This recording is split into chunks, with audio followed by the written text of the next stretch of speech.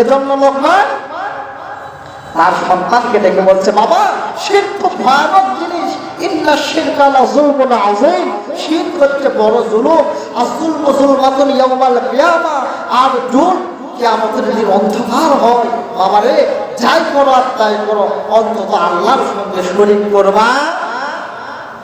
তাহলে আল্লাহর সঙ্গে শরীক করা যাবে? আমার বন্ধুগণ,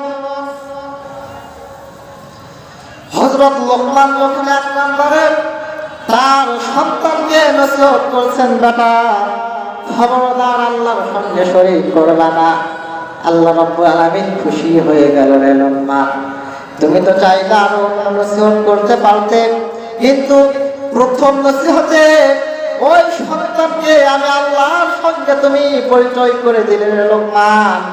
এইবার তোমার পরবর্তী নসিহত করার আগে আমি আল্লাহ রাব্বুল আলামিন গোটা দুনিয়ার সমস্ত মানুষগুলোর সঙ্গে মা বাবার পরিচয় আমি আল্লাহ করায়া দেই।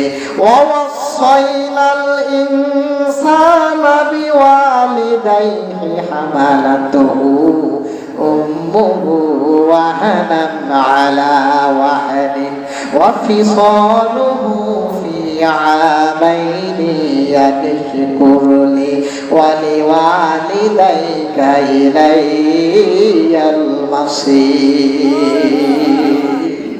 আল্লাহ খুশি হলো, লোকমান তুমি যেহেতু সন্তানকে আমি আল্লাহর সঙ্গে পরিচয় করে দিলাম, লোকমান আমি আল্লাহ রাব্বুল আলামিন গোটা দুনিয়ার সন্তানদেরকে মা বাবার সঙ্গে পরিচয় করে দিলাম। আল্লাহ বলছেন, সন্তানরা শোনো, ওয়াসাইনাল ইনসানা বিওয়ালিদাইহি হামালাতুহু উম্মুহু ওয়াহানান আলা ওয়াহান।